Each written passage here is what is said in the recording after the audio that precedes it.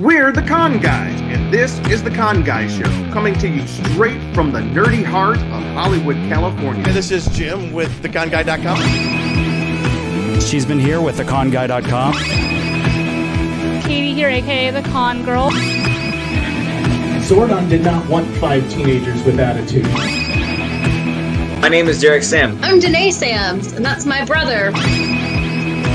We are your home for news, opinions, and interviews from the world of Comic-Cons and fandoms. Your ultimate insiders for all things Con!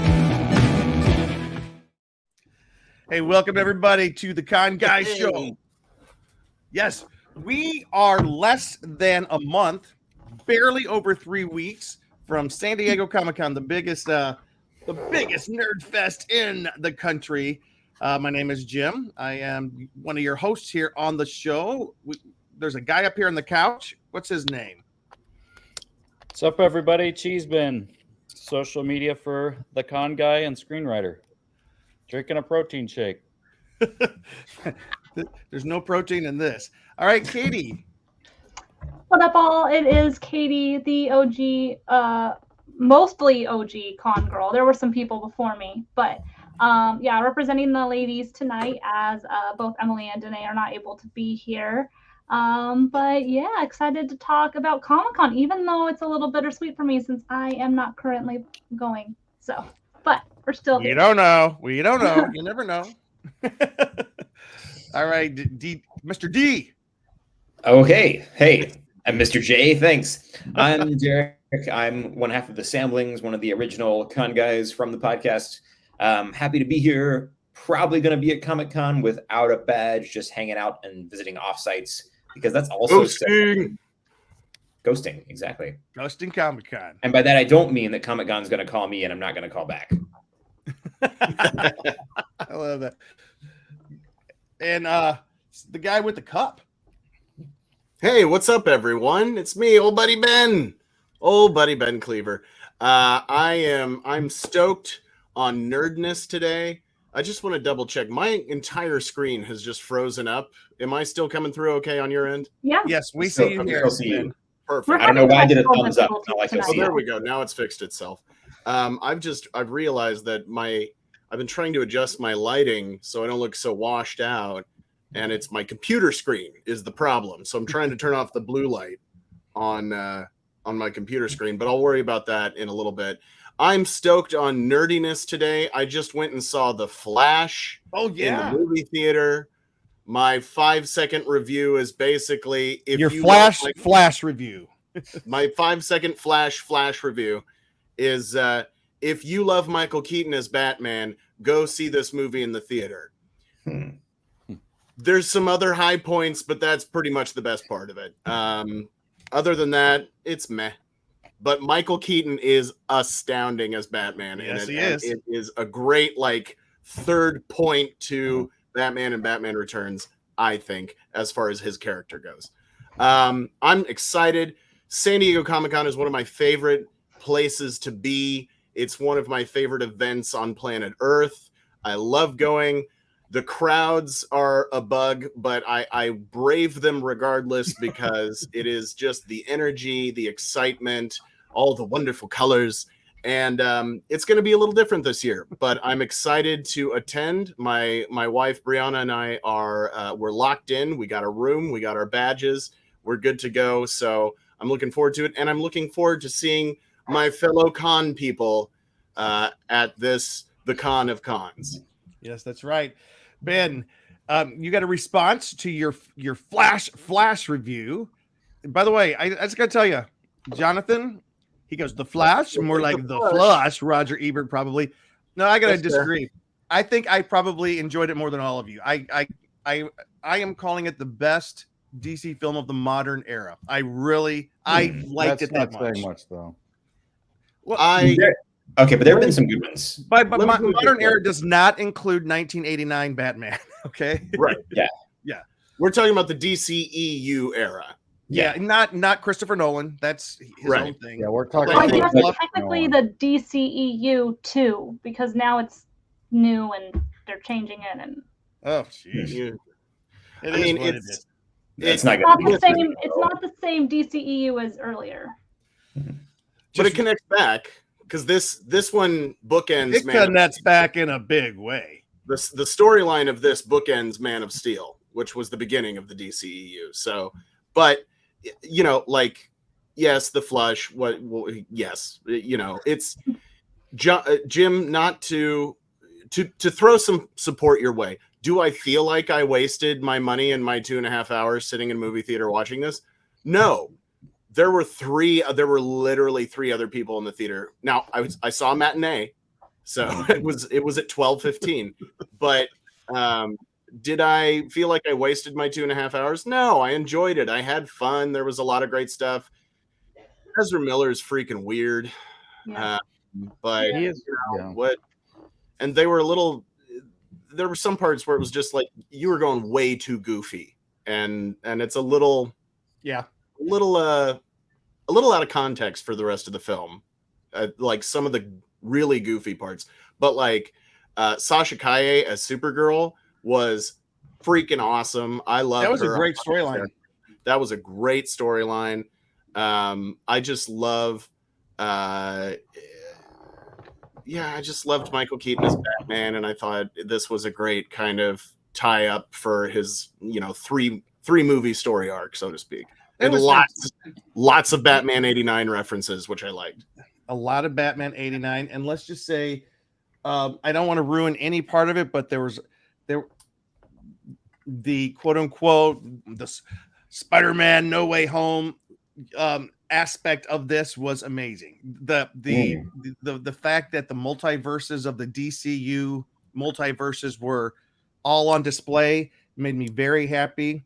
They went way back, which made me even happier. A lot of people got a little bit upset about that, but I'm Ben, I agree with you. I'm not going to say this was a great film. It was not a great film, but this is the first time since, well, Aquaman and the first Wonder Woman are 2 films which I think DC's done well on.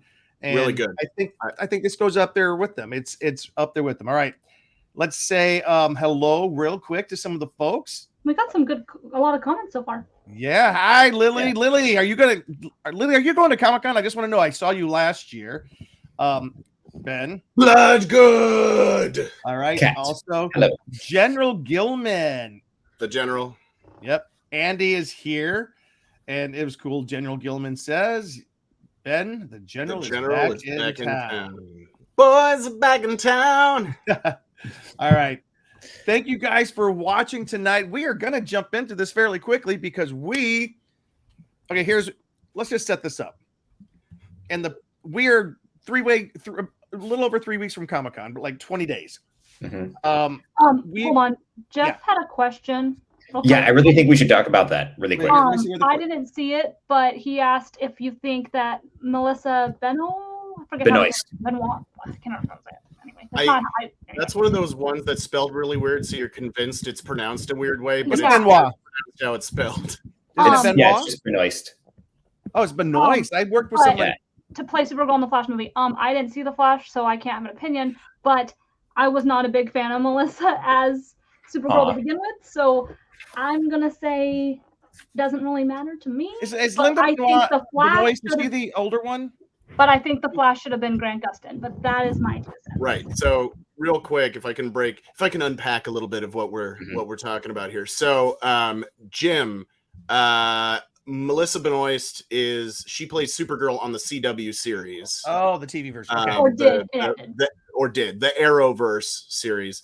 And while they did actually bring Ezra Miller in for a tag at the end of an episode of the TV show The Flash with Grant Gustin, who plays during Crisis on Infinite Earths, when they were jumping between all these universes, and they saw Tom Welling again. Right. They saw what's his name, Brandon Routh as Superman instead of as the and he was Kingdom Come Superman, which was really cool, I thought, as well. Oh, right. That's with the black and red S logo. They had Burt Ward doing a cameo. Yeah, I think Burt Ward was in it, right? At the very beginning, he looked up in the sky and said, like, "Holy something something," because there were the That's rift right. opening up. So TV show The Flash, that actor would have been a great guy for the movies. Yeah, that's Grant Gustin. That's who we're talking about. So, and that was like a big push online as well. And we got to get to our list. We're already 10 minutes into the show, so I'm going to wrap this up and then we'll jump in, Jim. But really, the DCEU, the cinematic universe that they made, starting with the Snyderverse, essentially, they did the same thing that Marvel did early on, which was completely ignore the television series that were tied into the films. The TV series, to a certain extent, acknowledged the films, but the films never acknowledged the TV series. So you did not have any crossover, unfortunately, with the CW characters into this multiverse storyline of the Flash, which would have been super rad, and I would have vomited joy in the theater if I would have seen this. But unfortunately, if they brought in Melissa to play Supergirl, that would have been really cool. They did have a few. I'm not going to name any of the cameos, but they had some cameos from some other actors who have been in the franchises in the past, and even one who was going to be and didn't end up being in the franchise. I love that one. That was great. Apparently, some people are like upset about that, but why? I don't get Can you guys send it in the private chat? Because I'm not going to see the movie. So. Yeah, we'll let you know. We'll let you know. But yeah. So anyway, but suffice to say, if you're a fan of superhero movies and specifically Michael Keaton as Batman, go check out The Flash in the theater. If you can, if you got the money to spend on a movie ticket, I know they're kind of pricey these days. They're not $7 anymore. I dropped a bit of a chunk of change to see it in IMAX and get some popcorn and hot dogs, which cost me $3,000. So with that being said, the nerd is strong with us today as we are excited about all things comic and pop culture related. Lily is going to be down there. I'm so excited, Lily. We will look for you. And Nathan Rita, what's up, the con guy? So glad to see you guys. So let me give a little bit of context about what our list is about tonight. So in the recent week and a half, couple of weeks, a lot of Comic-Con fans have been dismayed a little bit by some of the announcements coming out. The announcements being that Marvel, Universal, Sony, Netflix, most of the big studios and studio producers are not coming to Comic-Con. That's a big deal because that means Marvel's Hall H is not going to happen. Lucasfilm is not coming. Disney is not coming. There's a lot. That's a lot. That's a big chunk of the con, which for a lot of people is not happening. So a lot of people, a lot of fans, if you've been online, have been, a little bit dismayed, a little bit sad, and kind of even a lot of people really talking down the event this year. Yeah. So they're actually kind of equating it to E3. If you guys follow gaming, E3 has been canceled. So some people I've saw mentioning it like, oh, they're pulling an E3. But also just to piggy off of that, last year was not a big presence either. I mean, granted, we were coming out of the pandemic, so really it's like last year was kind of the same. So it's like kind of expected, I guess. Different reasons, I think, this year than it was last year. Which we can get into, I'm sure, but like that's the difference for me. I mean, last year was pretty light too. And Brad Everett Young said a large amount of his journalist friends. Brad's a celebrity photographer, and he has a website called Luke. Remind me. Dream Loud.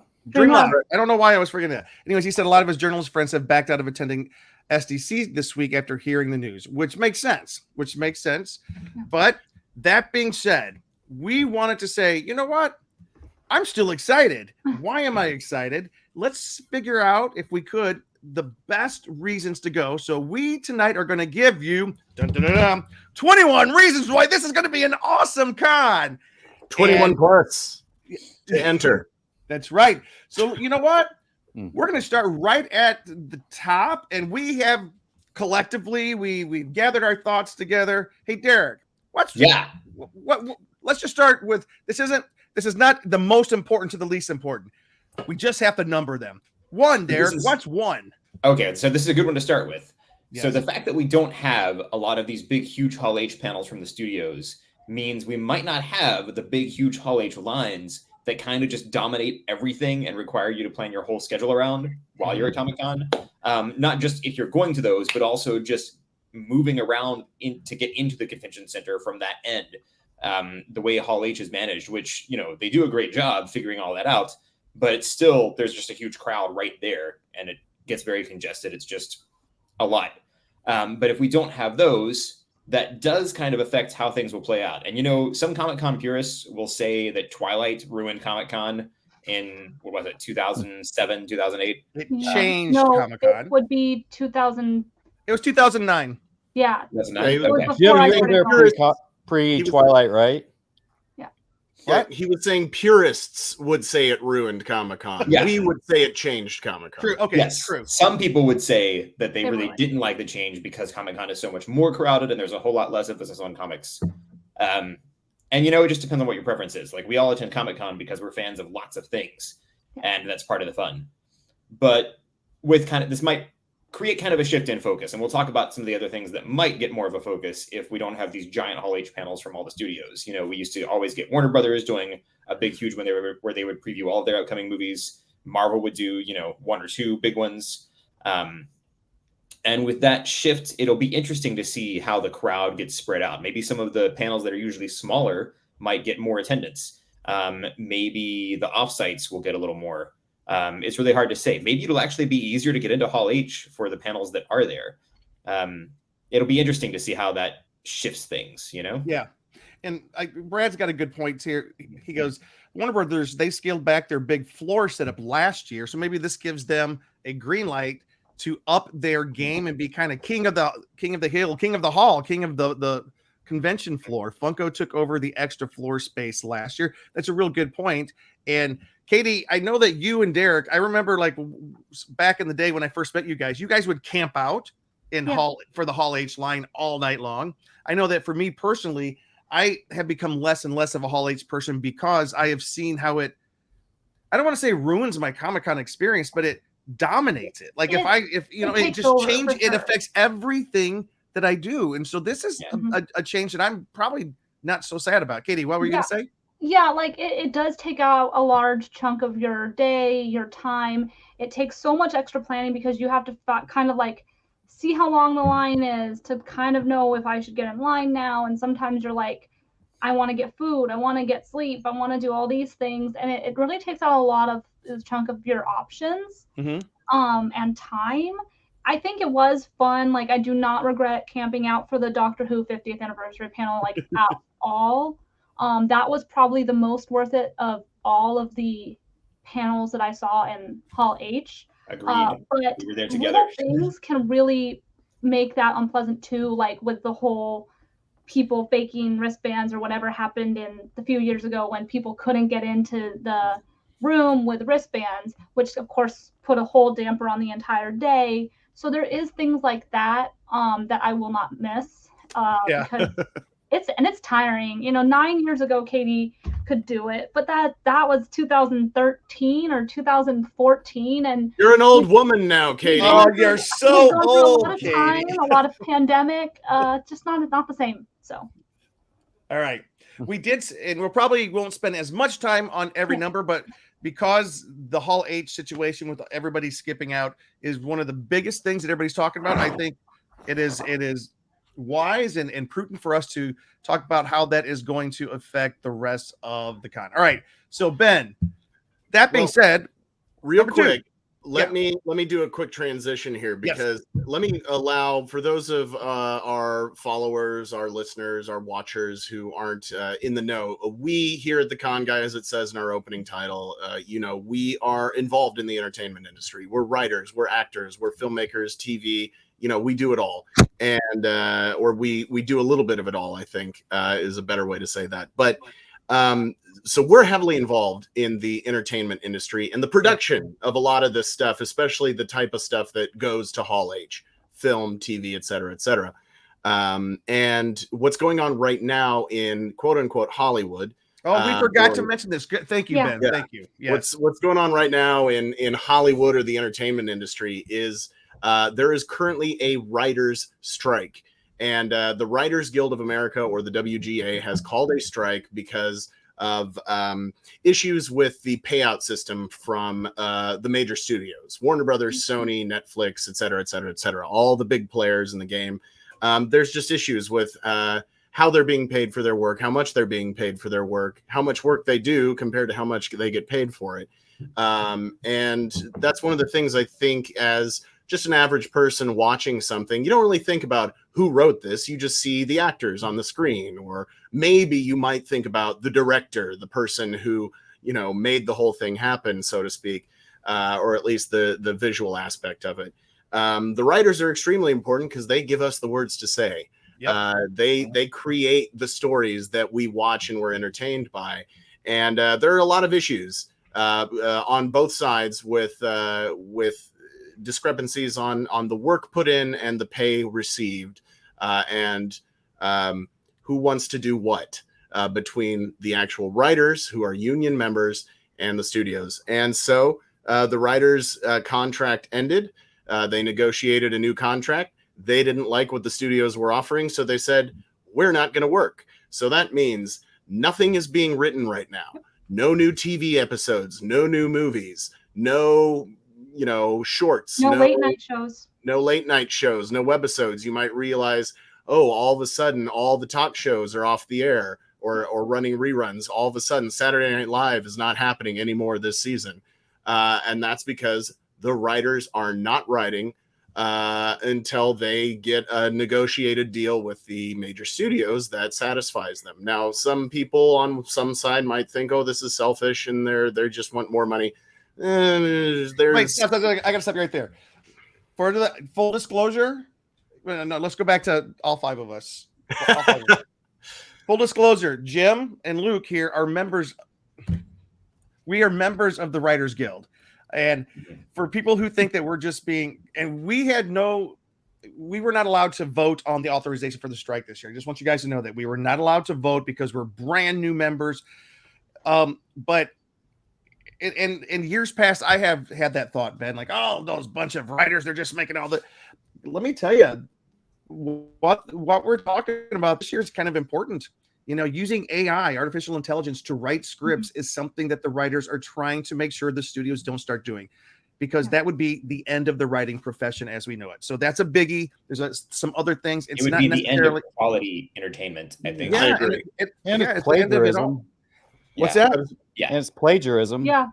Yeah. It really is. It's stealing other people's works to make your work. So that's one of the big issues, the big sticking issues. Another one is the streaming. Streaming is changing the way everything's being done, and the writers don't really have a contract for streaming like they should. Because way back when streaming first started, they were like, okay, well, we'll deal with this next time. Well, this is next time. This is next time, and streaming will be the major source of delivery of stuff to us, of entertainment to us in the future. So it needs to be worked out. All right, Ben. Well, and you have to think about that streaming is taking over now. Anything that you watch online, even if it's Paramount, ABC, NBC, CBS, Fox, Disney, anything that's exclusively on, for example, Disney Plus, it's a new Disney Plus series, that doesn't count under a TV contract. That counts under a streaming contract, which is not negotiated for how streaming is now. It's negotiated for how streaming was a decade ago, which was web series and Vine videos, you know? Right.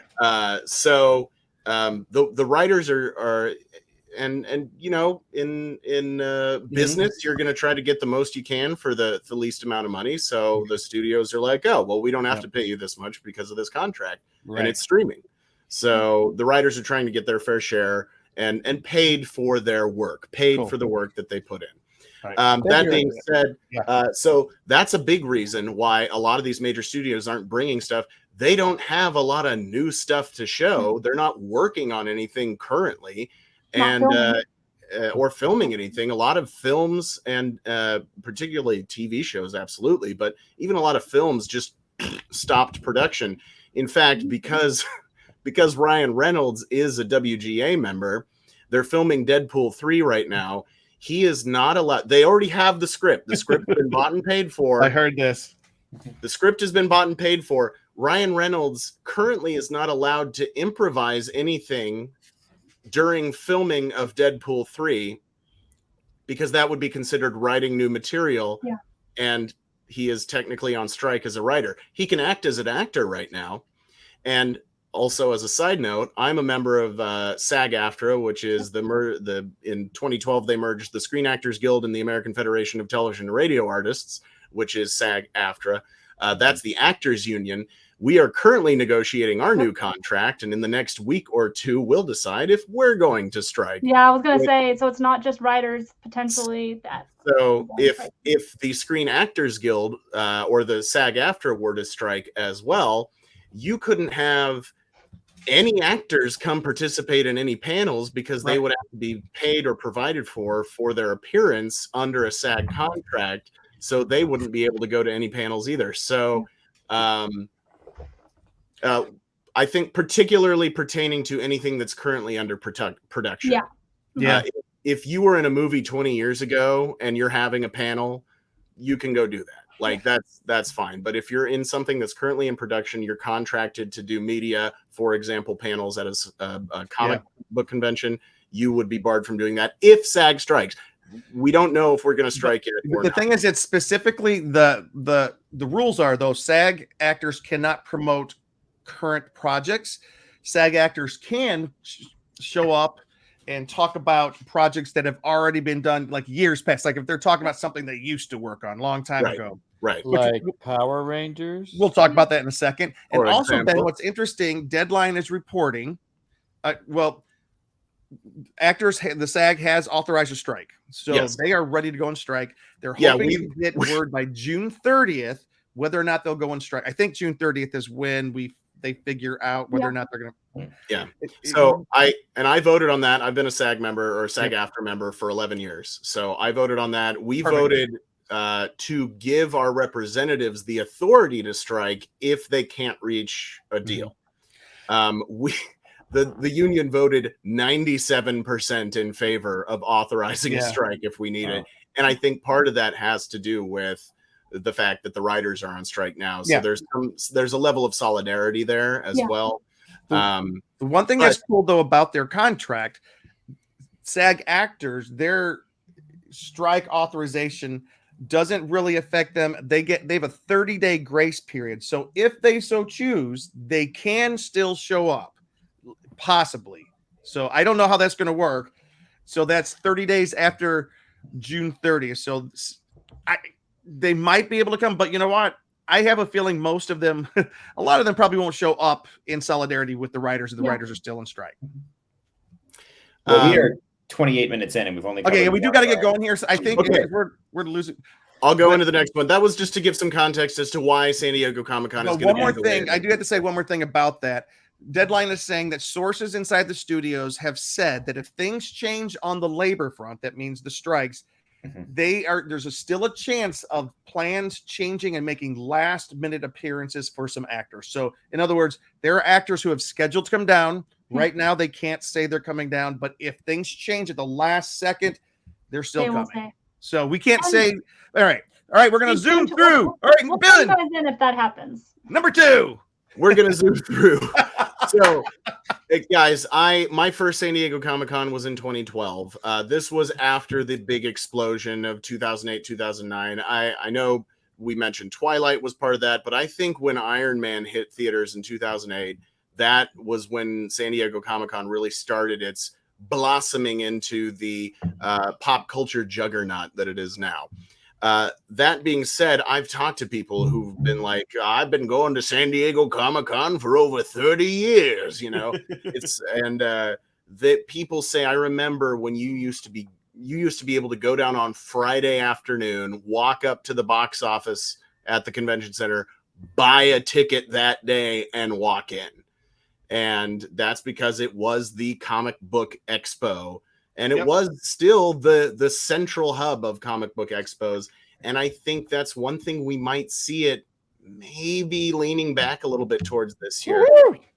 There's always been, a comic book presence there, writers, artists, et cetera, publishers, editors, everybody who's involved with the comic book publishing process. And this year, because there will likely be a lack of the huge film and television studio productions and their presence, we might see a lot more focus on the comic book creation aspect of it, including people like friends of the show, and I like to think maybe a personal friend of mine, David Boer, who has written 60 billion comic books. And He is the hottest comic book writer out there right now. He's so hot right now. We love David. But yeah, David Boer, great example, fantastic person. If you read comic books or go to comic book shops regularly, you have seen his books on the shelf. If you haven't read them, you should. So always, if you see that name, Booher, David Boer, go check out his stuff. And I'm hoping he's going to get some more attention this year at San Diego Comic-Con. Not that he doesn't get attention, but I'm hoping he gets more. Yeah, we're going to get him on the show. We're going to get him on the show before we head down. I have one right here.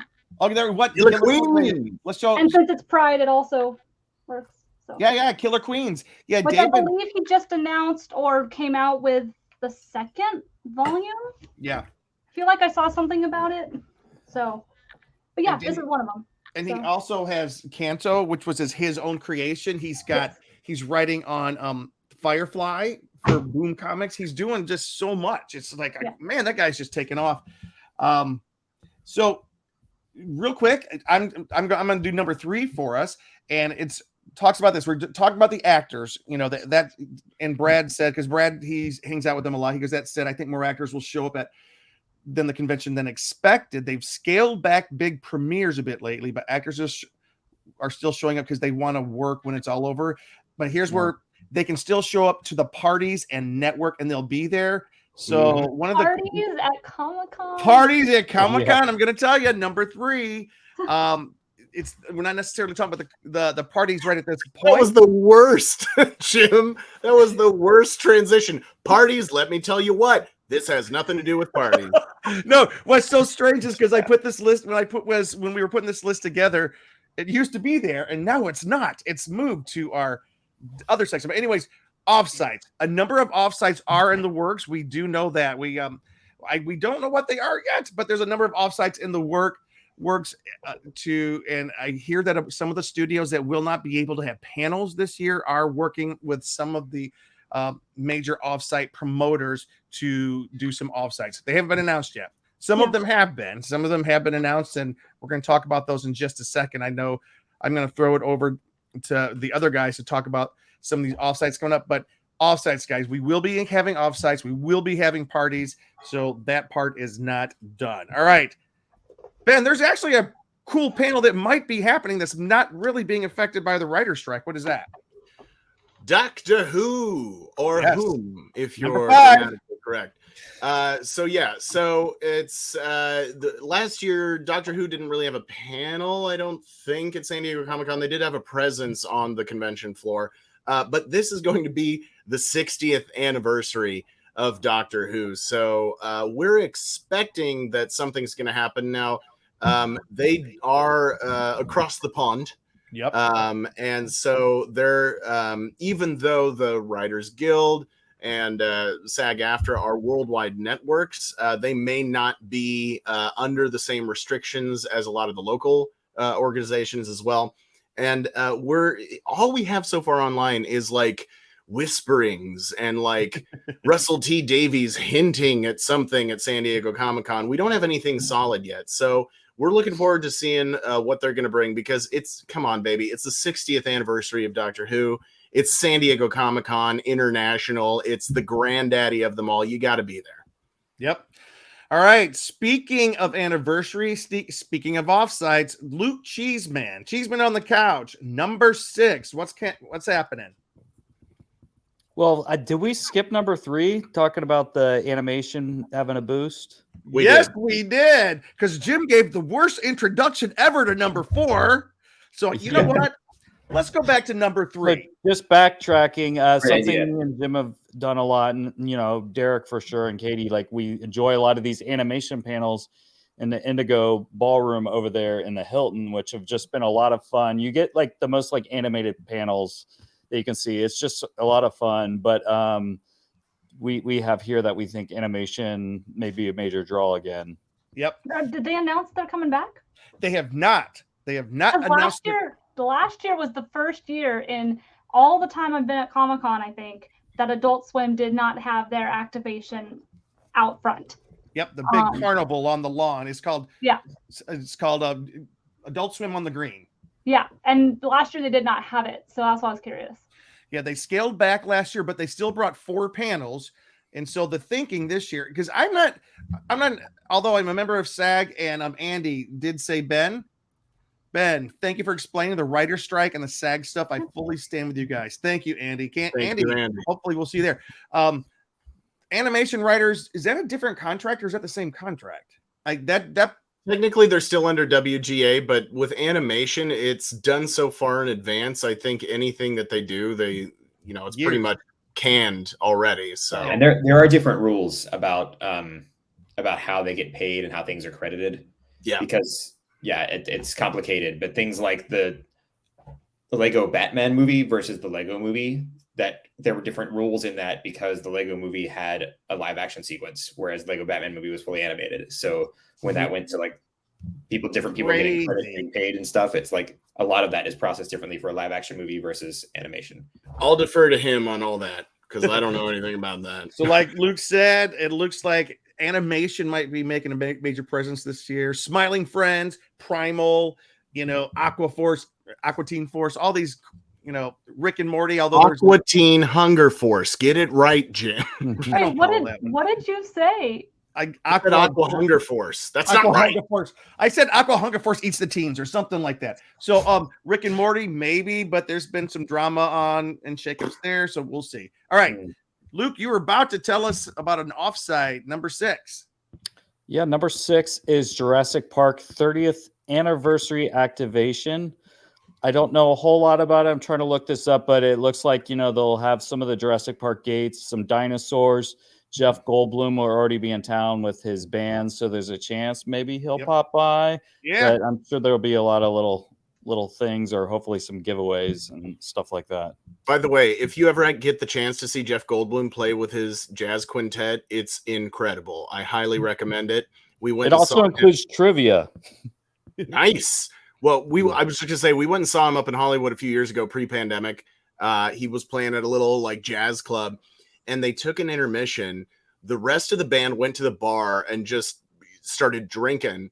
And Jeff Goldblum, stood up there and took pictures with every single person at the show who wanted to take a picture with him. Just was like, I don't know if you'd want to get a picture with me, but if you want to, that's just go ahead and line up over here. And he stood there until every single person in line had taken a picture with him.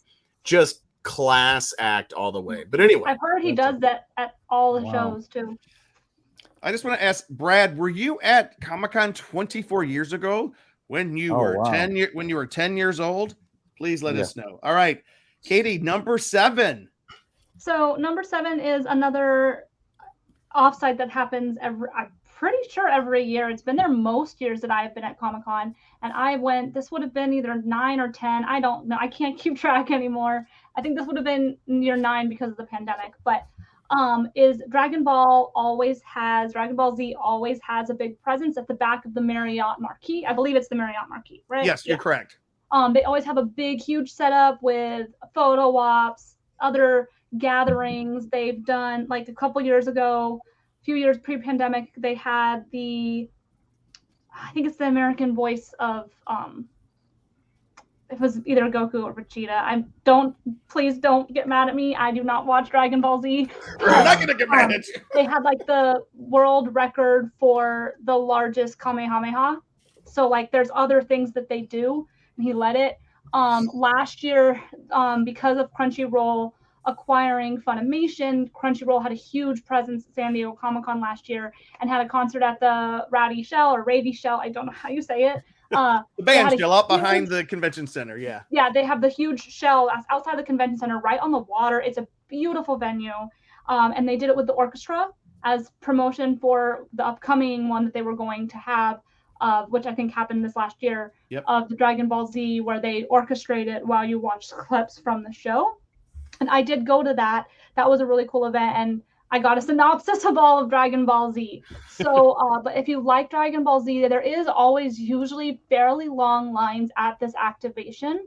So it's definitely one of those things that you want to look up for and kind of plan your day around, because usually there's giveaways, and those giveaways are pretty like limited and coveted. So definitely worth, if you are a big Dragon Ball fan, definitely check that out. Awesome. Thank you, Katie. And there's not been a lot of announcements for Back in the Band Shell yet, but who knows? We're heading into the last couple of weeks here, so we may get it soon. All right. I'm going to take number 8, and I'll take number 8 and 9. I'll zoom us along a little bit. I'm a giant Lost fan, so there is going to be a giant Lost panel. The podcast, was it Jay and Jim? There's a Lost panel that's going to be meeting over at the library with a bunch of different podcasters, hosts, and hopefully surprise guests, and that will be a lot of fun. That's one of my favorite shows of all time that I can't wait to see. Also, number 9, we're talking about how some of the TV shows are not showing up, but Lionsgate has announced that some of their TV shows will be making an appearance. The Continental is one of their shows. I was meant to write down they have another show they've announced that I will look up and find, and I'll just say it later, but I just stopped mid-sentence right there. The Continental, that's one of the shows that they got coming. So Lionsgate is bringing TV shows to the con. Hopefully they'll be able to get around some of the rules there. Katie, there's another big one that if you could fill us in on, number 10. Yeah, the number 10 would be the Her Universe Fashion Show. I think it's year 9. I did not check, but they have done the Her Universe Fashion Show, which is sponsored by Hot Topic and Her Universe and San Diego Comic-Con. Every year it takes place at the Hilton. I want to say it's the Hilton. Well, I think it was Marriott last year. Wasn't it? It might be Marriott. It's one of the hotels. I'm sorry, y'all. I think it's the Marriott. I think it's the Marriott. Yeah.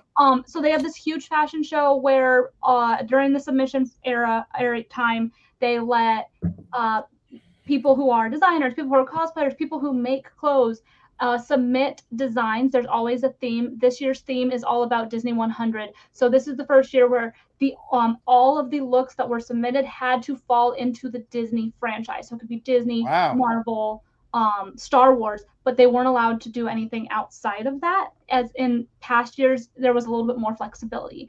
But this year it is completely in celebration of the Disney 100 celebration. And then they have beautiful couture fashion. This is people who spend hundreds of hours developing new technology in fashion to make nerd couture is what they call it. It is hosted by Ashley Eckstein. She is also the founder of Her Universe. And then they always have a prize, which is the winners. There's a fan winner, and then there's a voted winner, like the panelists vote for one. They get to design a line exclusively for Hot Topic if they win. So it's an awesome, beautiful show. I highly recommend it if you have some time. It's at the hotel. I don't think you need a badge to go, but I can't remember. I think it's hard to say because it's some of the programming in the hotels do, some of them don't.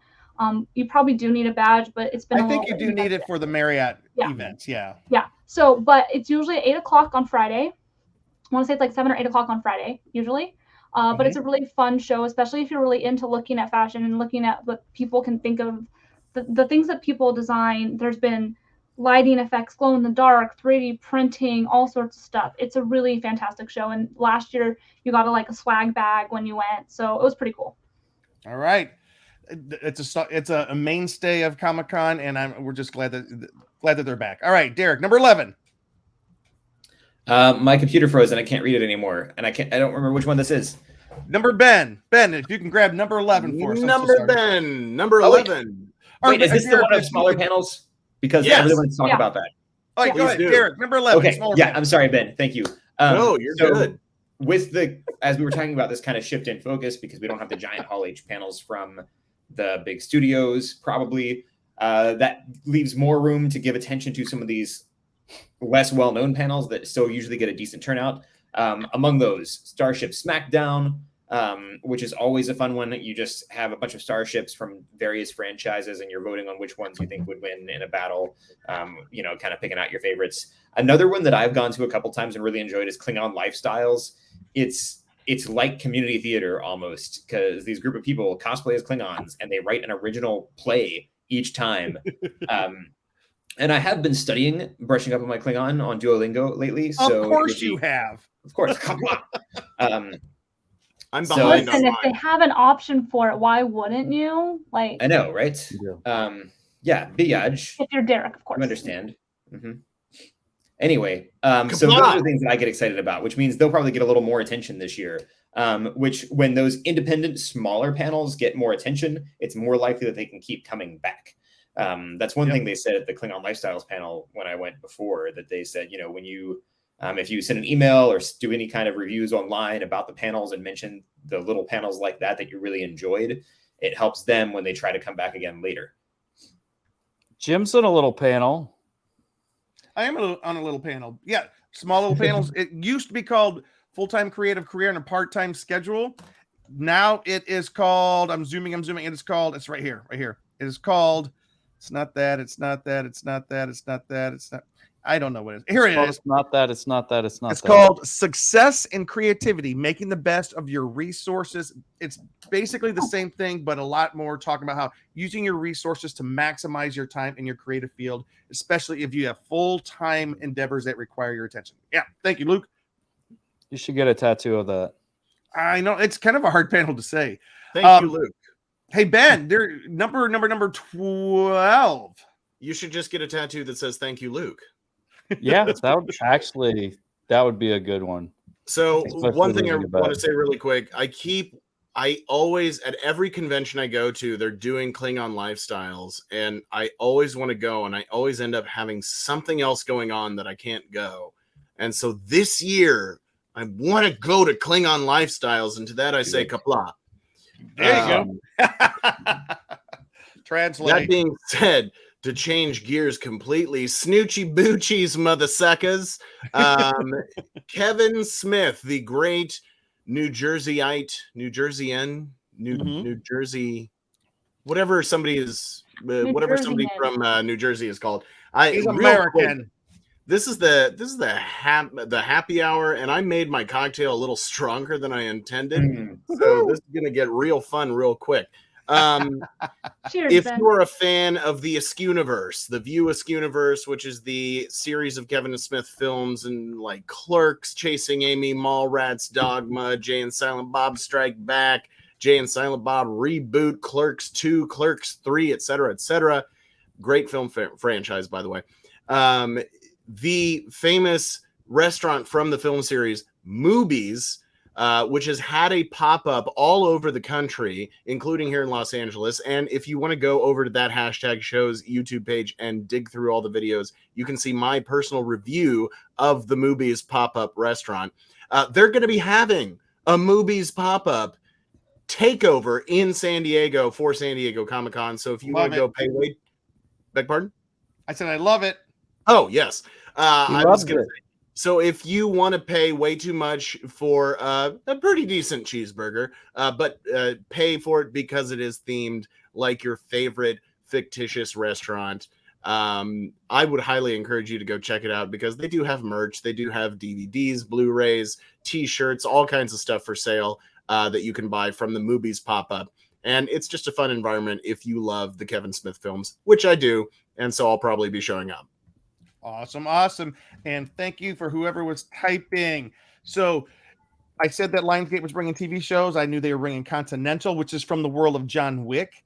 Also, they're bringing Ghosts, the CBS comedy, which is an awesome show. I love Ghosts. Yeah, and they're bringing the Stars wrestling-themed drama Heels. So those are the 3 shows that Lionsgate has announced they are bringing. That's the Stephen Amell show, right? Oh, I think so, yes. I think you're right, yeah.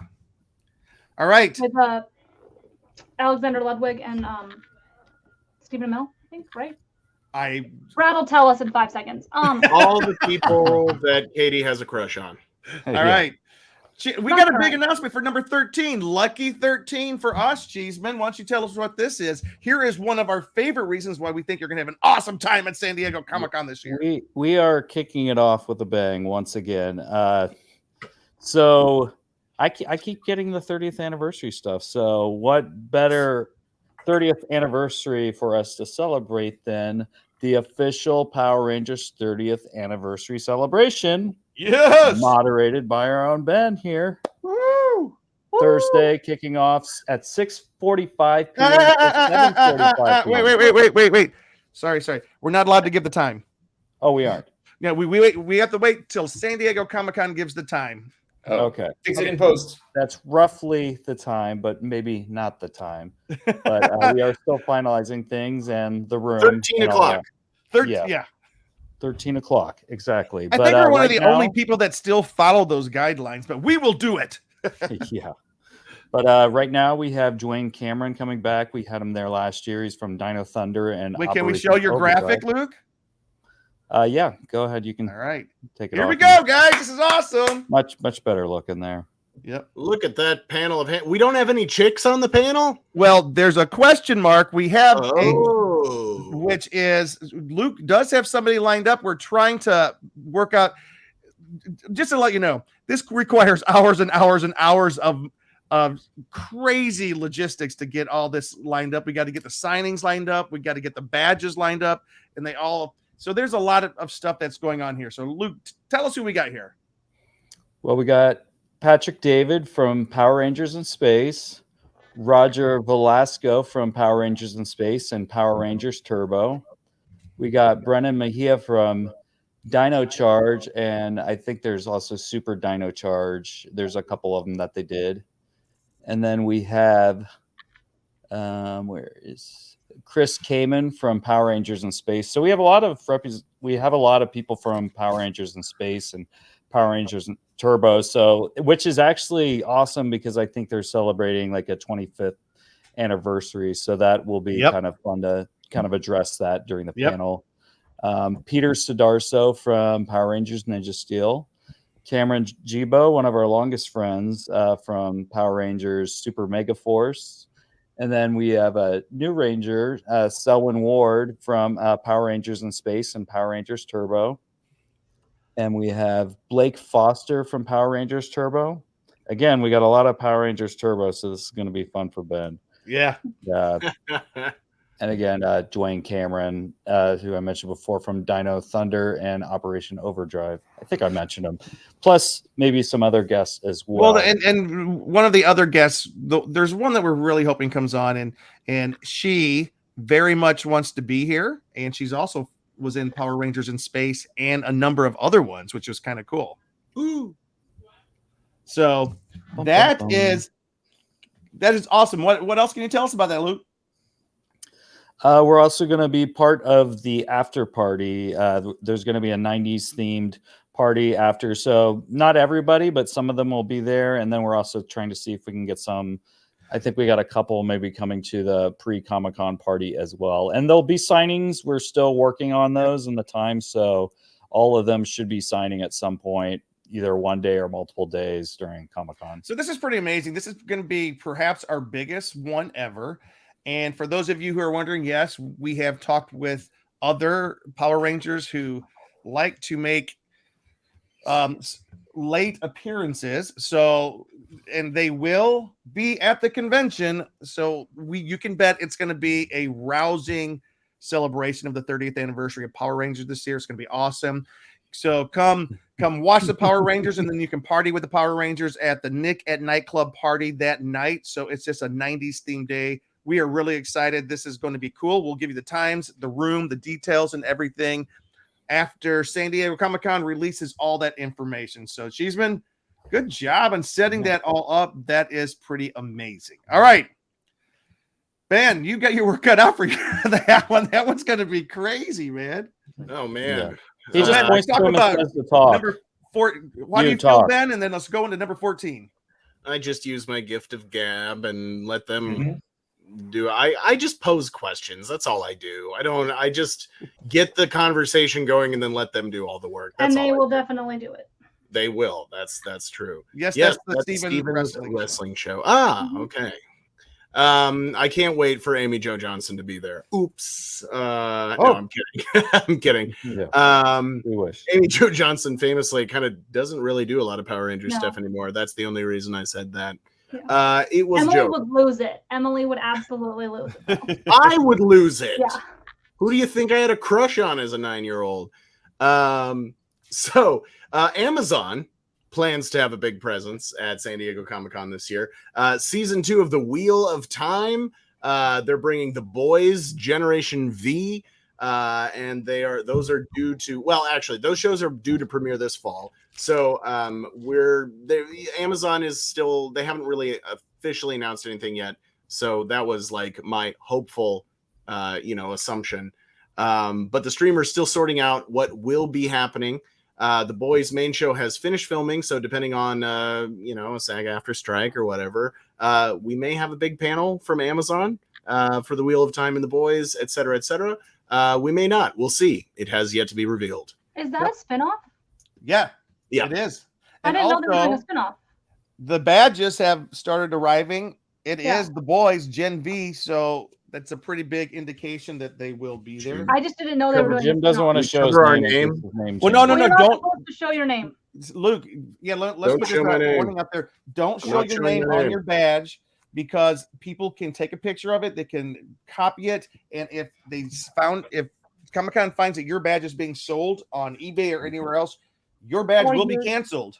Yeah. It will be canceled. Oh, wow. So we got to be Good really call. careful. The badges will come in envelopes that look like this. By the way, we were talking about television. I know that one of the buildings, I think it is the Marriott or the Hilton, is being wrapped in the Interview with the Vampire by AMC. Ooh. So if things can get worked out, AMC might be there. All right. So next, Cheeseman on couch. There's another big one coming. I feel like Ben should have got this one. Sorry, Ben. You want to do it with Ben? No worries. Go for it. Yeah, so Paramount Pictures expects to hold a panel for the animated feature Teenage Mutant Ninja Turtles Mutant Mayhem. Awesome. But its streamer Paramount Plus has not committed panels yet for Star Trek, but new Teenage Mutant Ninja Turtles. This looks really cool. Like, I mean, the animation, the new movie that's the coming actors. out? Yeah. The one that's produced by Seth Rogen? Mm-hmm. I think so, yeah. It looks really great. good. The trailer looks great. Again, why Ben should have probably had this one. So good. Seth Rogen himself. All right, Jonathan Wilkerson, stop selling Jimmy Fry passes. I'm going to come find you. All right. Next, Derek, number 16. Yeah, so Warner Brothers needs to do their PR push for things like Blue Beetle and Aquaman and the Lost Kingdom, and they haven't completely ruled out coming, so we'll wait and see for sure if they make an appearance.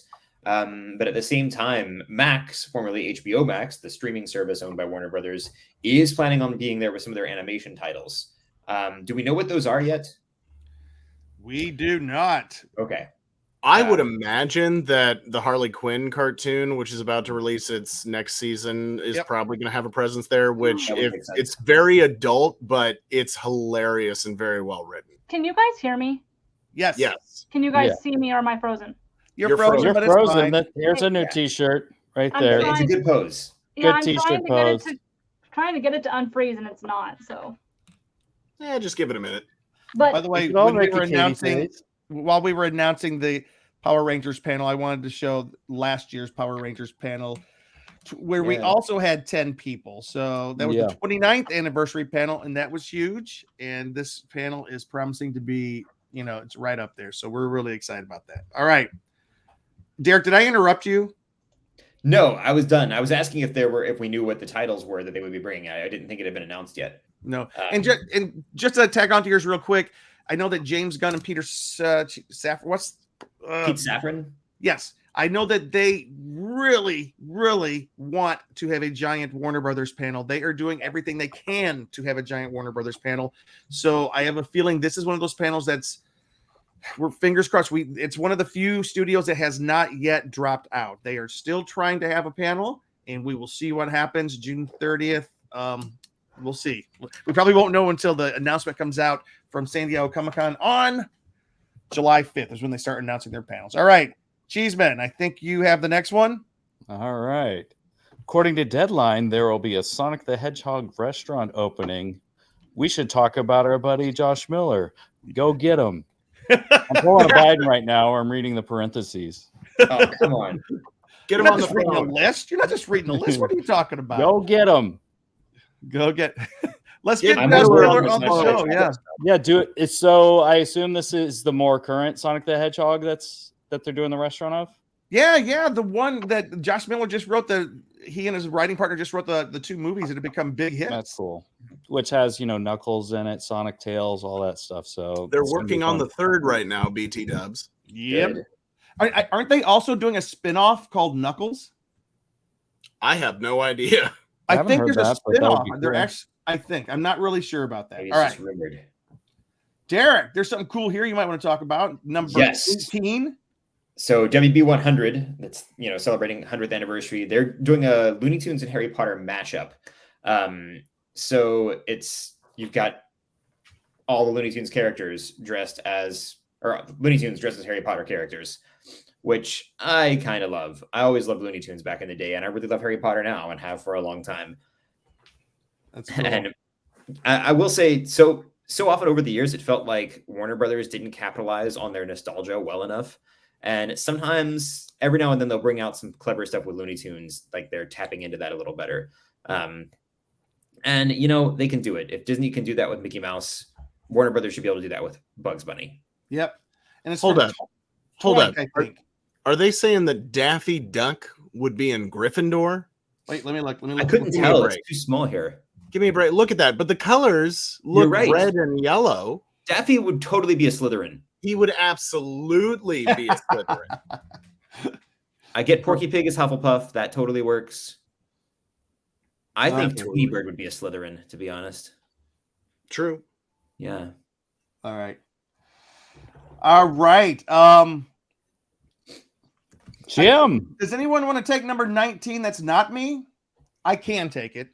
What is it? You got to be able to talk about Universal. I'll take it. Monsters. Okay, I'll I take it mean, real you quick. wore I a think shirt just for this topic. No, number 19. Number 19. Jim, I I was want to talk about for 19 number and 20. 20. So Yeah, okay, 19. my bad. Have you guys heard about Cozy TV? It's kind of like a new a TV station that's all about the nostalgic shows from like the 80s, 90s, and probably early 2000s. It's the Last new year, Nick at Night is what it is. It's the new Nick at Night. yeah, that's exactly what it is. And remember last year that they brought this this pop up. It was Third Rock from the Sun. You could go out and take pictures with the car. They even French Kiss. French Stewart. Oh, Yes. French Stewart. French Stewart showed up, to talk to people at the event. So it was very cool. This year, they are celebrating the 30th anniversary of Roseanne at San Diego Comic-Con. I know that half our audience and half the audience, there's political undertones to this whole thing. Let's think about 90s Roseanne. We're celebrating 90s Roseanne at San Diego Comic-Con this year. Before Twitter. Lanford Lunchbox, the popular diner from the series, was introduced in the very first season in 92 to 93. And it's the place where Roseanne and her sister Jackie worked as waitresses. Fans will receive Lunchbox merchandise, a chance to watch reenactments of classic episodes, which will be hilarious.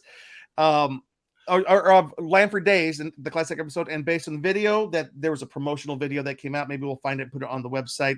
The space looks to be taking over an entire parking lot with lots of seats, activations, and carnival type games throughout. That's going to be very cool. So we'll have more information about that. They've located the parking lot. They think it's going to be like an intersection of E Street and something else. Aren't you glad I let you know that? All right. I'm wearing this shirt because number 20 on our list, Universal Monsters glow-in-the-dark creature from the Black Lagoon scale figure from NECA. It's the debut of Universal's 1954 film, The Creature from the Black Lagoon, or the debut of this film. Took audiences deep into the Amazon. The 7-inch scale con exclusive. I love that's an exclusive to the con. It depicts the mysterious and terrifying creature in extraordinary details. It's going to have a cool window box, but it's going to be glow in the dark. I think, hanging on my wall, the version that's not glow in the dark. But of course, there we go. I got to get the glow in the dark one. So when we're talking about 21 reasons why San Diego Comic-Con is going to be great, because I'm going to be standing in line for this Creature from the Black Lagoon exclusive. All right, cool. Hey, Katie, Katie, number 21 is actually pretty cool. I mean, let's get me off the screen here, folks. There we go. Stop. All right, Katie. Oh, wait, Katie. Katie, Oh, you're muted. Sound. You're muted, Katie. Katie. No, we don't have sound. Did you Wait, she'll do it. We'll work this out. Testing. We'll go to Jim till we have Katie. Well, We'll just look at Jim till we hear Katie's this voice. is terrible. By the way, Can you guys hear me now? yes, There there's we go. Katie. Yes. Sorry, when I reset my camera, I did not change the audio. No worries. Okay, anyway, I'm back. I called you. I said rude because, you guys didn't want to show me even though I was talking. But anyway, so for this Comic-Con, it is also the return of Funko Fun Days. If you guys are a collector or in the Funko circle, you're aware that it is a big deal at San Diego Comic-Con. It is back. It is at a new location this year. It is at the Ratty Shell. I don't know how to say that. So if I am saying it wrong, someone please tell me. But that's going to be where it's at. It'll be outdoors. So I'm very curious to see how that will be. But it's probably going to be kind of cool. It'd be nice to be out in the fresh air because it is a really nice venue and it's like right on the water. It's really pretty. It does get a little windy because it is on the water. I will tell you guys that from when going to the concert last year. So I would definitely wear layers if you're going to be there because if it's after dark, it will get cold. But not cold, but cool. Tickets are sold out, as they always sell out very quickly. So unfortunately, they are no longer available to get tickets, but it's still, you'll hear it, you'll see it, I'm sure you'll hear it if it's going to be over there. Yep. They obviously give out their Funko Fun Days boxes. You can buy them as well. So it's a big thing. They have a whole bunch of surprises that they do. They have exclusives, they have activities, they have giveaways, they have contests, they have all sorts of things. So go on the Funko blog if you guys want more information about that. Funko is very good about putting that information on their blog. Of course, you can also find it on San Diego Comic-Con stuff as well. But I always say with Funko, it's best to go to the blog because they are very thorough and very detailed with where to check in, what to do when you get there. Yep. Anything that you do at Comic-Con that is a bigger, whether it comes to off-sites, whether it comes to autographs, always look in depth on the Comic-Con website and on other blogs like that or us to see what the actual instructions are, because you don't want to get there and not be prepared. Whether it's cosplaying, there's always a weapons policy, prop policy. You do not want to be told that you can't take a prop that you spent 300 hours or $100 plus making. Be told you can't take it into the venue. So always check. Yep. It's just like a lot of research. Comic-Con, if you guys haven't gotten this vibe from us in the past, it's very much something you have to research before you go. You can kind of do, like, if you're new and it's overwhelming, take where the wind takes you, but it does require some research. So anyway. Thank you for that. So I'm not quite sober. I'm sorry, y'all. No, 21. That is 21. A long happy hour. It was a long happy hour, but real quick, for those who might want to have imbibed or for those who are a little bit older, we also have just a couple. This is just for those who are hanging on. What we call this 21 people. This is our over 21 list. This is our over 21 list. We only have 4 things on here. So for our over 20, so we've given you 21 things that are reasons that this year's Comic-Con is going to be great. Here's 4 more. This is our over 21 list. In other words, this is number 22. Get it? Somebody said that earlier. I thought it was funny. So our first over 21 list, we already know of 3 or 4 major after parties happening. So come on down. XLE Productions, which is going to be featuring the Flux Capacitors. Bernie Bregman is going to be featuring on Thursday night the Power Rangers. On Wednesday night, it's the Ready Player One party. And then on Friday night, it's the more of a creepy party. It's I think it's the Monsters Ball or the Monsters Mash. Tickets are still on sale for these events. So we encourage you, most of all, if we can't give you times and rooms, but Power Rangers all day, Thursday afternoon to Thursday night. This would be a great thing. So 4 parties. All right. Hey, Derek, what's number 2 of our over 35 list? Oh, over 35, over 21. All right. Over 35, Jim. Yeah, I'm wondering where you went with that. That's over 35. Stop. All right. I can qualify for that now if it's over 35 or 35. Yay. You scared Ben away. Oh, geez. So here's a really cool over 35. Why do I say over 21? You mean over 21? By the way, say it 3 times, Jim. Over 21 right here. This is clearly a very happy hour tonight. Yes. Yeah. All right, Derek, number 2.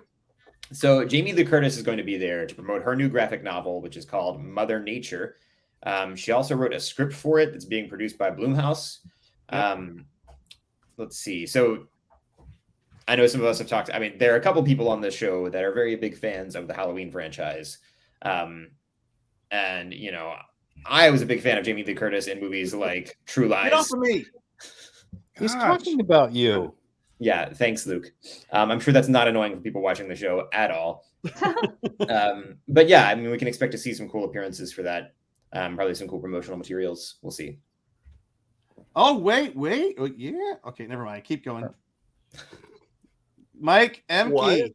That is very true. Not crack, but I'm on libations. All right. All right. Hey, Ben. What about number 3 in the over 21 list? Or would you rather do number 4? You choose. No, I'm fine with this one. So if you're familiar with the brand Geeky Tikis, which our lovely Jim is showing us right now. Keep it on, Jim. So Geeky Tikis, for those of you who don't know, they produce tropical themed tiki style glassware or drinkware. Generally in the theme of nerdy things. They've done Star Wars and Marvel and have they done Game of Thrones? I feel like they've done. I think so, yeah. All sorts of every genre of the nerdy pop culture zeitgeist that you can think of, as Jim chugs. I don't know who John is, but anyway, Geeky Tiki is debuting a new line of tiki mugs this year at San Diego Comic-Con, and of course, it's everyone's favorite cult classic, Killer Clowns from Outer Space, which I admittedly have never watched. I hate it so much. And they are also doing a tiki totem pole from Pee-wee's Playhouse and a tiki mug of Pee Wee Herman himself. I love it. I love Pee Wee Herman, so I'm down for that. The bottom of the totem pole is chair. Oh, Cherry the chair, of course. What about Terry the pterodactyl? Yeah. What about Jambi the genie? What about Cowboy Curtis? Hey, can we just go? Let's just do this for a minute. Just leave it 5 of us on the. Yeah, it's getting a lot. Luke, stop. For those of you who don't know, Luke is in control of who's the focus. Like, for example, I'm on the screen right now, and Luke likes to play around with that, particularly by putting Jim on the screen over and over again. All right, dog. Luke Cheeseman, number 4, our final over 21 list. What's a good reason? Oh, wait, you got to see the dog first. You got to see the dog. Well, she's being disagreeable. She's Luke, growling at me. Our final over 25 list, Luke Cheeseman on the couch. Head over to the Gaslamp Quarter's newest restaurant, the Wild Hare, directly across from the convention center. We have been there. Tons of craft beers and a great view of the con. I got to say the Hilton's one of the best places. Not the cheapest, but one of the best. It's right across the street. This is a brand new brewery. It just opened? It's open now. So it's a brand new hangout spot right across from the. Ben, introduce our 6th guest tonight. Who is this? Oh, this is my little baby Sabine. She's like 3 years old. She's my one-eyed monster. She only has one eye. Her full name is Sabine Wren Wednesday Adams Cleaver. That's awesome. And she hates everyone but me. As it should be. All right, John Bigglesworth. Hey, Luke Cheeseman, I haven't seen Jim in a hot minute. Can we get a close-up of him, please? That's great. All right. By the way, I want to remind everybody, Mike Emke, he is down in Florida. We are part of Mike Emke's We Be Geeks podcast network down in the Southeast. I love it. Mike's got a great bunch of podcasts down there. So it's Wookiee Radio, all kinds of stuff. So you guys should check that out. And let's Luke, for real, leave it like this for while we close out the show tonight, guys. That's our 21 reasons why. Luke, for real. Could you tell I was the younger brother? I mean, does this show that I was the younger brother? Yeah, just poking at people. Yes, but let's just I finish haven't the even show been up. drinking. I know. Thank you, everybody, for tuning in this week. That's 21 reasons why San Diego Comic-Con. Yes. It's still going to be the best this year. Yeah. Mike says Ben needs to come back on Wookiee Radio. So I was going to mention that. I did guest on an episode of Wookiee Radio about a month or so ago. I want to say maybe 2 months. Nice.